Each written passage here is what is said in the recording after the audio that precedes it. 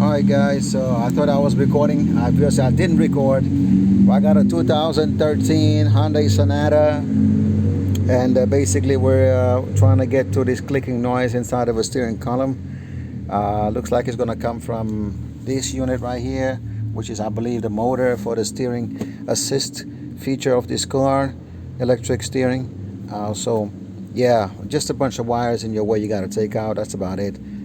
But nothing to it. If you have any questions about this job, there's other videos on it. It's very detailed, so really nothing to it. Alright guys, let me just go ahead and take off this motor, and then we're gonna see inside what's going on. I think we found our culprit, guys. Right there, shredded.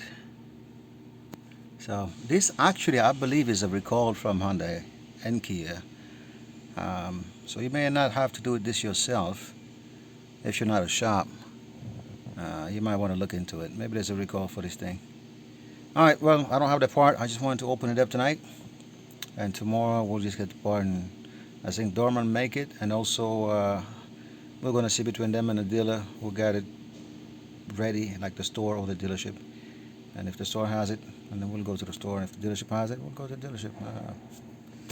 Anyway guys, that's the gist of the job. Not a whole lot to it, you know. No more noise, smooth as butter. Alright guys, got a 2002 Toyota Camry. Complaint is it's been jumped the wrong way. Okay, I have a video on a Corolla about the same situation.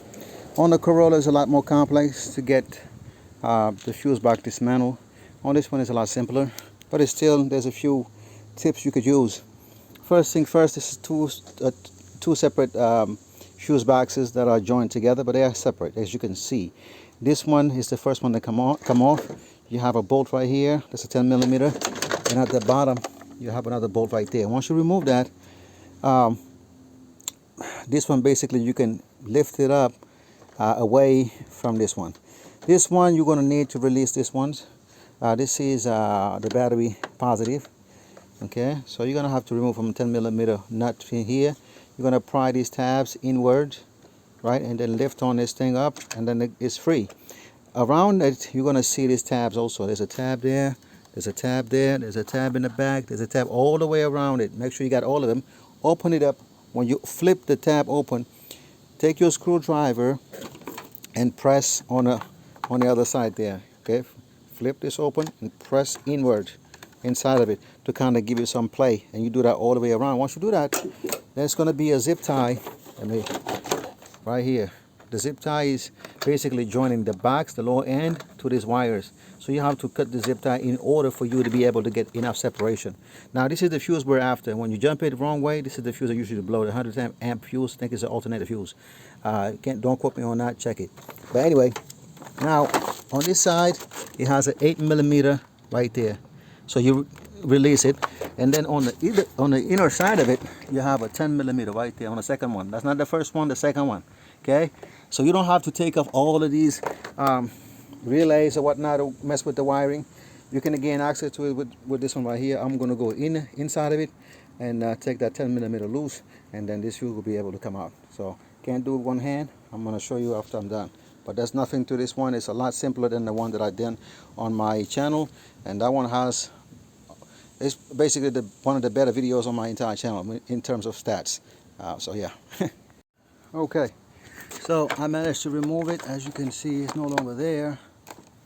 Not sure if you can really see it, but it's no longer there. So now fuses should be free. So I'm just going to pry it out of there, just like this. Alright, I got enough of it, and there you go. If you go to Toyota, this fuse is about 14 bucks, or a little bit more than that. If you can see inside of it, you see how broken it is? Definitely. Do not jump your car the wrong way, guys. Okay? If you don't know what you're doing, watch the videos on the YouTube or something, but hopefully you haven't done it yet. Because most likely that's why you're watching this video, because you already blown it the wrong way. Anyway, this fuse, you can get them at AutoZone. It's like $5. Okay, that's what it looks like. Has some copper legs there, which are very good for conducting current, and you can see they are identical. This one basically just have those holes are round, and this one has basically pegs, whatever you call them. Cool. So we're gonna drop it in there. Either way, doesn't matter, this way, that way, it's all one way. Just go drop it in. It's all the way in. Now I'm gonna go on the easy side first, which is this side right here. It's lined up, as you can see. Where are we? Right there. You can see we're lined up. Not easy to see, guys, but I'm gonna go and put the wire there with the bolt, and do the same thing on the inside. Remember, outside 8 millimeter, inside 10 millimeter. Let me go ahead and rock that. Okay, so this one was a little bit pesky. I mean, I ain't gonna lie. The 10 millimeter, even though it was easy to remove, to put back, I really had to. I'm just gonna show the angle. Look at the box, separated. I had to basically have it just like this, and I have to remove the.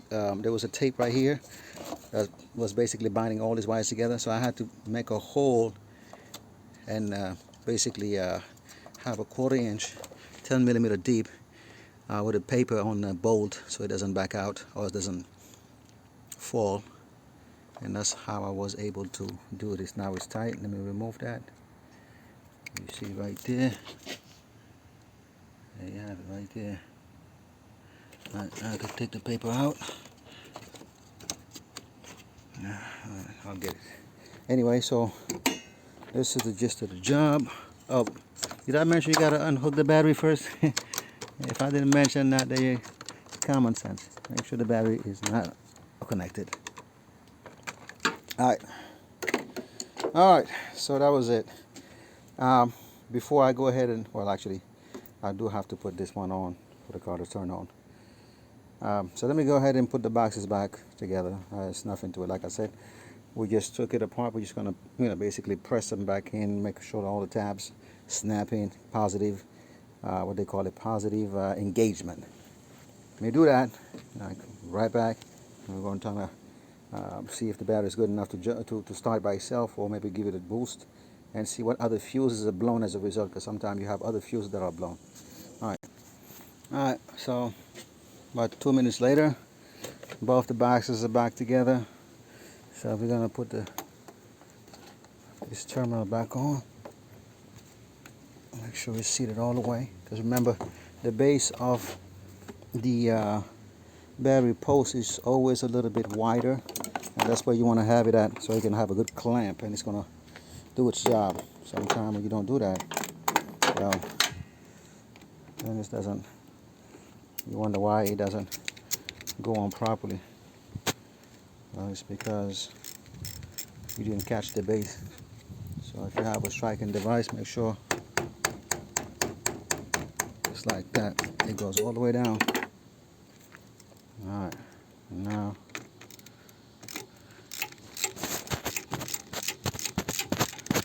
I get a good clamp, and yeah, and that's tight. I don't know what the state of the battery is again. The car's been sitting, so maybe this is not going to be enough to start it. I might have to jump it, but let's go check it anyway. Alright, key in. Okay, this battery is completely smacked. There's absolutely nothing in it.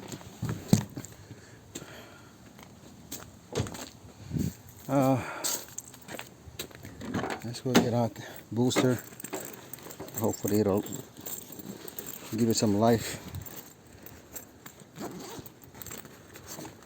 Alright.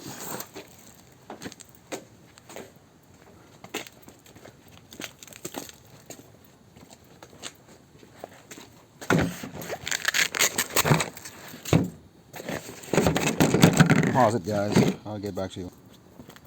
Alright. Yep, we got some power. I can see the light on now, so turn everything off.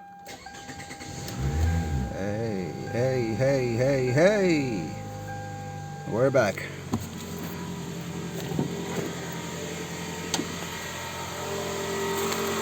Alright. I guess this battery is too weak. It's probably not gonna stay running on its own. But good thing is we got our car started. Now we got to go chase other problems. Maybe we have other fuels that are blown. So I'm going to get my test light and we're going to check all the fuses. Let me actually give it one more crank. Just make sure. Hopefully the fuel pump fuse is not blown. Alright, come on. And give it.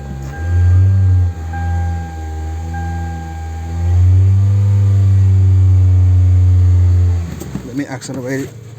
Make sure it stays on.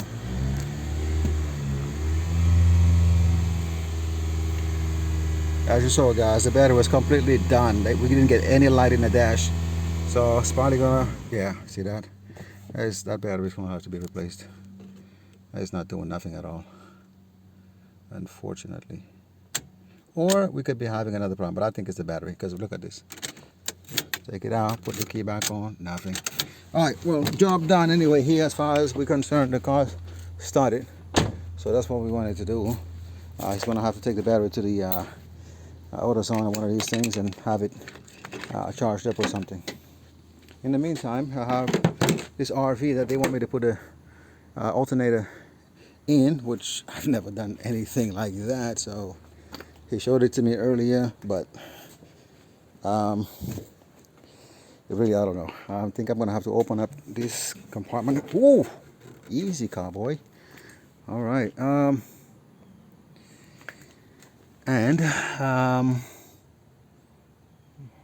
No, I don't think I'm gonna do this job. I just don't have time to mess with this right now. The alternator is on the other side, but the belts look like they're gonna be behind this contraption here. All of this fan and radiator and all this thing. That's what it looks like to me. Like I said, I've never, ever, ever done any type of work on this RV or any RV in my life. So rather than wasting my time on a Saturday, I think I'm gonna decline this repair and I'm gonna get my butt out of here and let somebody else deal with this. Because he showed it to me earlier from the inside, where the if you remove this thing, yeah, but the battery is bad. Yeah, there goes the man. Hold on again. Okay, we're in the belly of the beast. All right. Okay, all right, guys, we did it. Not the most difficult job by any means, honestly. Just something unfamiliar, but we conquered it. We definitely conquered it. And I think I've been here for less than an hour for the first time doing this job. So that's the old alternator. The one is bolted in, everything is put back together. I wanted to film it, but you know, again, when you have the customer present, you know how that goes. What's going on, guys? So I just picked up this helmet. It's a Scorpio, basically EXOR 2000, Snail 2010. So I looked at the reviews online, pretty decent reviews for this thing, but the guy wanted $100 online. When I showed up, I don't know if it's probably not going to show on camera, but this is nasty inside of it, man. It's really dirty inside, everything about it. You see that? The camera's definitely not going to do it justice, but yeah.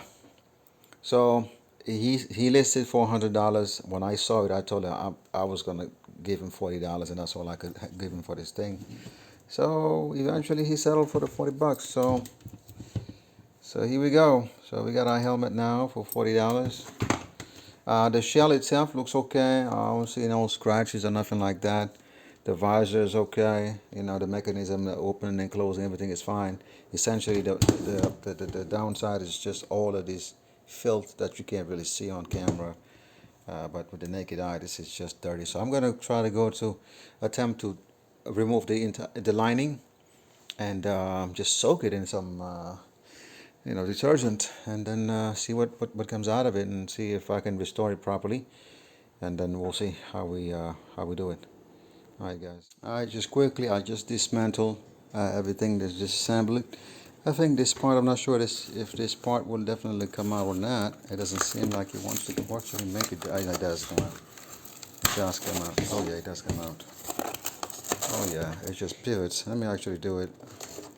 Just pause it.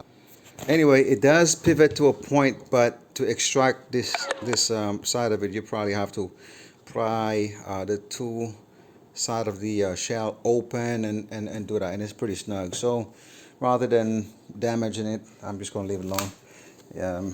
So far, like I said, on this side, all I have to clean is this lip right here, which I can pop it out this side, and also inside here there's some right there. If you can see the camera, hopefully picks it up. Right there, some dirt right there, and on the other side of the flap there too. So yeah, and then everything else is covered by this lining that I was telling you about. Is really dirty. Look at that. Look at that. So I'm pretty sure this will be much better than a washer. But yeah, and this is the outer piece that goes right up in the front there. So as you saw, yep, extremely dirty. And he's telling me this was just sitting around in the garage, which I doubt. I mean, all of this, I seen a lot of hairs, like a white hairs. I'm like, you young, you don't have white hairs. Where all the white hairs come from? Looks like he was telling me stories. Look at that. All these white hairs right here. Yeah, that wasn't his helmet at all. I don't know where he got it from. That's a Chinese guy, or Asian guy. I'm not going to say Chinese, but he's Asian. Cool, guys. Let me, like I said, get a brush, old toothbrush, and attempt to clean these things up. And I'll get back to you and see what it looks like. I mean, the outer shell is going to be pretty easy to clean up, so I'm not going to worry about that. I'm going to do that last, but I'm going to go ahead and just do these pieces right here, because that's where my head is going to go, and I want to make sure my head is in the corona-free place. Okay, guys, so those are the pieces. All of them washed. I'm just setting them on my carpet to dry. Would have been better outside, but my balcony has been known to have things falling through the guardrail there, so I'm not going to try it. I'm just going to leave them here, and then hopefully by tomorrow, 24 hours later, it'll be dry. And if not, I'll just put them in. I'll figure out something so I can hang them in the on the balcony, let them dry up, because the helmet, I washed it, is in the balcony because it cannot fall out, but these will definitely just be blown by the wind some way. So I'll update you once I put it back together and see how it feels, and yeah, that's how you clean your motorcycle helmet. What up, guys? So just wanted to do a video update on the helmet. So it's cleaned up, looking decent now. Tried it on, it feels really snug. As I know, the camera is not going to do much justice here, but definitely night and day difference between what he was and where we are right now. I mean, I cleaned up everything, smells good now, and you know, best of all, it kind of retained its shape. I mean, the foam pads and whatnot are really good quality. They did not